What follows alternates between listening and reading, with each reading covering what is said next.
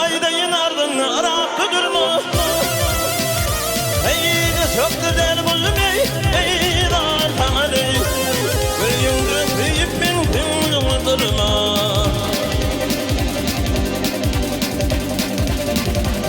Aşık ol şekli devreydi fani.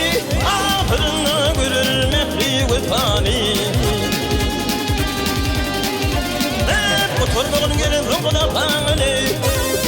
Pergedip ömrüm yine doğurma.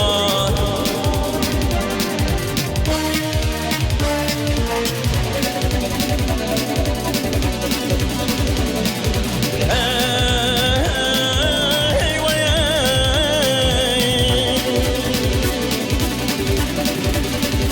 hep kardeşim anada şamer ol tutulmuş bimare.